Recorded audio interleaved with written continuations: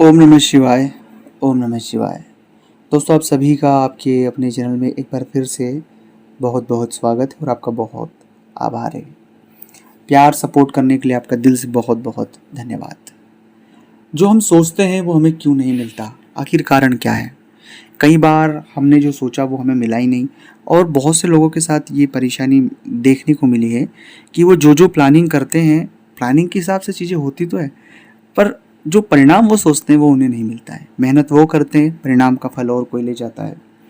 कई बार हम मेहनत तो सब बहुत कुछ करते हैं, लेकिन परिणाम आने में बहुत देरी हो जाती है, और इतनी देरी हो जाती है कि वो परिणाम हमारे किस काम का होता ही नहीं है। कई बार हमारी धैर्य भी जो है वो जवाब दे देता है, क्योंकि परिणाम आ ही नहीं रहा है, सफलता मिल ही नहीं पा रही है।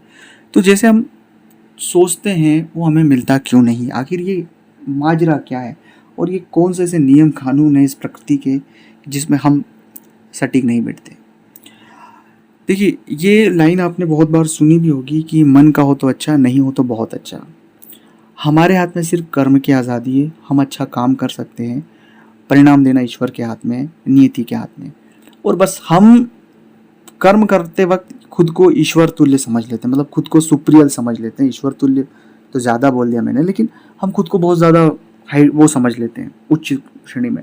और हम परिणामों को मैनेज करना चाहते हैं, लेकिन परिणाम हमारे हाथ में नहीं है। मैं फिर कह रहा हूँ कि कर्म का जो सही आकलन है, कर्म करता उसे नहीं आंक सकता, उसका आकलन उसकी मेहनत बताती है, और वो ईश्वर उसका फल देता है।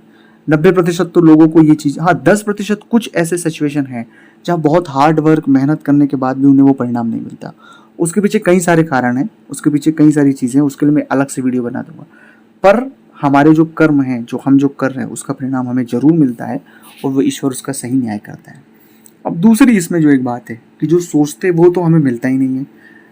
अब इस सिचुएशन में एक मुख्यतः बात है कि जो चीज़ें हमारे हित में लिखी हुई है, जो हम देखिए, कर्म, मैं कहीं भी इस पूरे चर्चा में कर्म को द्वितीय नहीं रख रहा हूँ, कर्म को पहले रख रहा हूँ। आप ईमानदारी से काम करें, सजगता के साथ काम करें, क्योंकि कर्म करेंगे तभी हमारा भाग्य उदय होगा। बिना कर्म करे भाग्य उदय नहीं होता है। तो जैसे ही हम उस सकारात्मक कर्मों की ओर जाएंगे, तो जो भी हम परिणाम है वो हमें, परिणाम जो सोच रहे उससे भी बड़ी चीज़ें मिलती हैं। कई बार हम जो सोचते हैं वो हमें नहीं मिलता है। पर बहुत बार मैंने बहुत सारे जातकों के साथ ये होता है कि जो सोचा है परिणाम, उससे भी उन्हें बड़ी चीज़ मिली, क्योंकि वो उस मेहनत में इतने लीन थे कि उन्होंने उस मेहनत से बड़ी मेहनत कर दी पूरी ईमानदारी के साथ। तो ये चीज़ आप हमेशा गांठ बांध के रखना। तीसरी बात है ईश्वर का जप। भगवान का जप आपको करना है, परिणाम मिले ना मिले वो सब द्वितीयक है। पहला है ईश्वर का जप करें और अपना कर्म ईमानदारी के साथ करते जाएं। तीसरी और बात है, लोग हमें डाइवर्ट करते हैं, उस डाइवर्शन में हमें नहीं फंसना है। हमें हमारा कर्म करना है, और एक लक्ष्य जो ध्येय है उस पर कार्य करना है। सफलता जरूर मिलेगी और आप जरूर सफल होंगे, मैं आपसे वादा करता हूँ। ओम नमः शिवाय।